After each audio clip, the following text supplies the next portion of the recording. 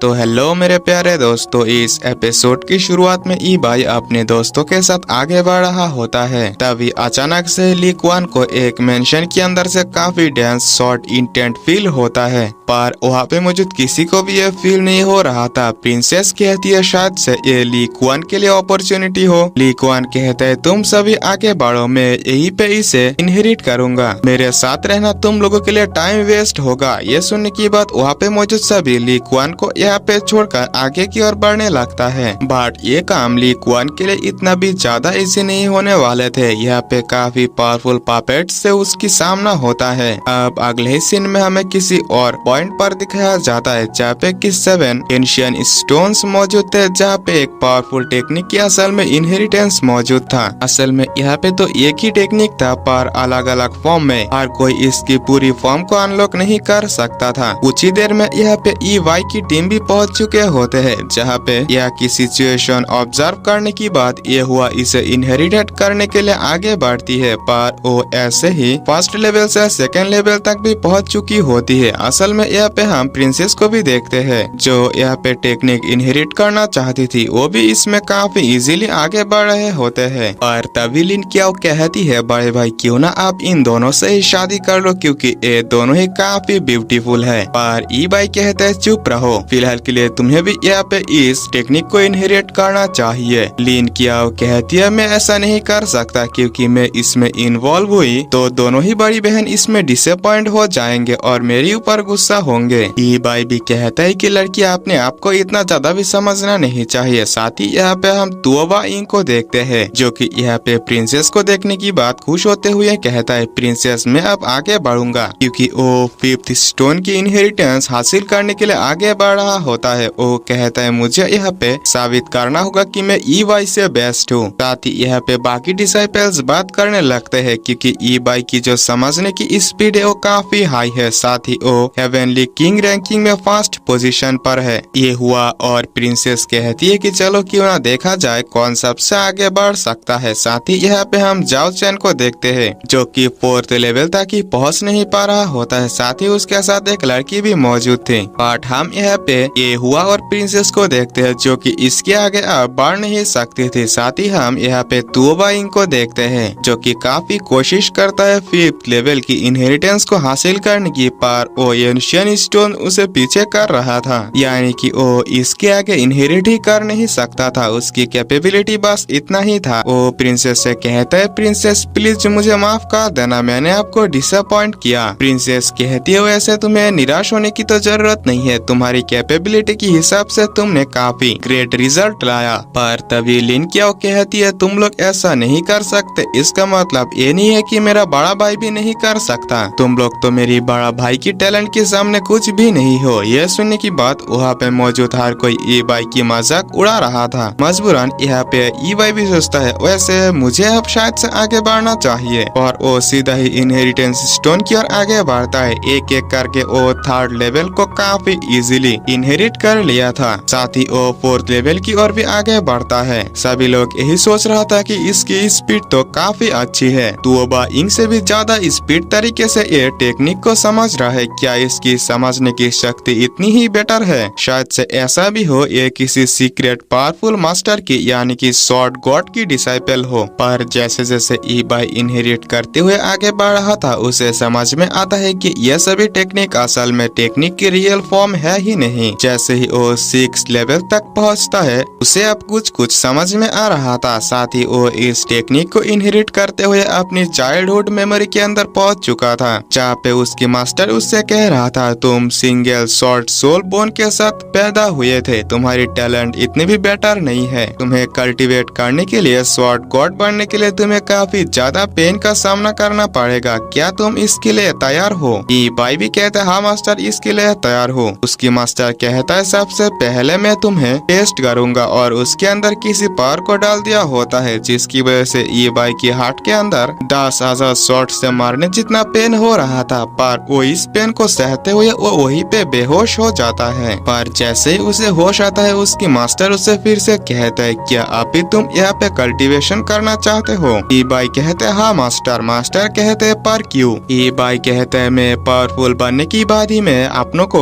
और अपने आप को प्रोटेक्ट कर सकता हूँ। अगर मैं पावरफुल होता तो मैं अपनी मदर और फादर को अब तक बचा चुका होता। ये सुनने के बाद उसकी मास्टर भी कहता है तो फिर ठीक है, आज से तुम मेरी डिसाइपल हुए और मैं हर वो कोशिश करूंगा ताकि मैं तुम्हें पावरफुल बना सकूं। यहाँ से सीन शिफ्ट होता है, फिर से हमें ईवाई को दिखाया जाता है जहाँ पे को वो इस टेस्ट को क्वालिफाई कर चुका था, यानी कि वो अब 6th लेवल से 7th लेवल तक पहुंच चुका था। अब उसकी बारी 7th लेवल को क्वालिफाई करने की। इस कामयाबी की वजह से सबसे खुश होती है प्रिंसेस, साथ ही लिन कियाओ। पर यहाँ पे सबसे डिसअपॉइंट हो रहा था तुओबा इंग और जाओ चैन, पर वैसे भी यहाँ पे प्रिंसेस के सामने कर भी क्या सकता था। ईबाई तुरंत 7th लेवल को क्लियरिफाई करने के लिए वहाँ से 7th लेवल की स्टोन के सामने पहुँच जाता है, पर वहाँ पे कोई भी रिएक्शन नहीं होता। जैसे ही वो उसे इनहेरिटेड करने की कोशिश करता है, एक एनर्जी तुरंत ही उसके सिर के अंदर जा चुका था। और वहाँ पे इस टेक्निक को सीखने में उसे ज्यादा टाइम तो नहीं लगता। 7th लेवल के अंदर असल में होता है इस टेक्निक की ओरिजिनल और मैक्स फॉर्म, यानी कि जो 6th लेवल को क्लियरिफाई कर पाता है वही 7th लेवल यानी कि इस टेक्निक की मैक्स फॉर्म यूज कर सकता है। बाकी नॉर्मल डिसाइपल कहने लगते हैं कि ये कौन है, इसकी आइडेंटिटी काफी स्ट्रॉन्ग है। खैर हमें क्या, टाइम टू टाइम कोई ना कोई टैलेंटेड पर्सन अपीयर होता रहता है। इसके आगे यहाँ पे तुओबा इंग जाओ चैन के साथ वो लड़की के साथ वहाँ से जा चुकी होती है, क्योंकि उन लोगों की अब यहाँ पे कोई भी काम नहीं था। साथ ही ईवाई वापस आने की बात लिन कियाओ से कहता है कि तुम्हें 7 सोल स्लैशिंग टेक्निक को इनहेरिट कर लेना चाहिए, क्योंकि ये टेक्निक काफी अच्छी है। लिन कियाओ कहती है कि माफ करना बड़े भाई, मैं आपको डिसअपॉइंट करना नहीं चाहता, क्योंकि मेरे लिए इस टेक्निक को इनहेरिटेड करना कोई बड़ी बात तो नहीं है। पर यहाँ पे ये हुआ और प्रिंसेस कहती है छोटी बहन आपको यहाँ पे आगे बढ़ना चाहिए, हम आपके साथ है, रिजल्ट चाहे कुछ भी हो वो आगे देखा जाएगा। लिन कियाओ भी कहती है तो फिर ठीक है, और वो काफी easily first level, second level, third level और फिर 6th लेवल साथ ही 7th लेवल को भी क्लियर कर चुका होता है। इसके इतनी मैक्स स्पीड को देखने की बात ईवाई कहता है लिन कियाओ, दरअसल मैं तो तुम्हारी आइडेंटिटी के बारे में भी जानना चाहता हूँ, साथ ही तुमने ये बात क्लियर कर दिया कि तुम अपनी टैलेंट के हिसाब से किसी को भी गुस्सा दिला सकते हो। लिन कियाओ कहती है कि बड़े भाई ऐसा नहीं है, आप सभी असल में अपनी अपनी प्लेस पर बेस्ट हो। पर तभी ये हुआ और प्रिंसेस कहती है असल में हम किसी के ऊपर काफी गुस्सा है, हम किसी को किल करना चाहते हैं। ये देखने की बात लिन कियाओ तो काफी ज्यादा डर चुकी होती है, क्योंकि वो यहाँ पे लिन कियाओ से काफी ज्यादा चिढ़ चुकी होती है। साथ ही ईबाई उन दोनों से कहता है कि तुम दोनों प्लीज शांत हो जाओ। साथ ही ये एपिसोड भी यही पे एंड होता है। तो मेरे प्यारे दोस्तों, अगर आप लोगों ने अभी तक चैनल सब्सक्राइब नहीं किया तो प्लीज कर लेना, साथ ही वीडियो लाइक जरूर से कर देना। नेक्स्ट एपिसोड जल्दी आ जाएंगे, तब तक के लिए बाय बाय।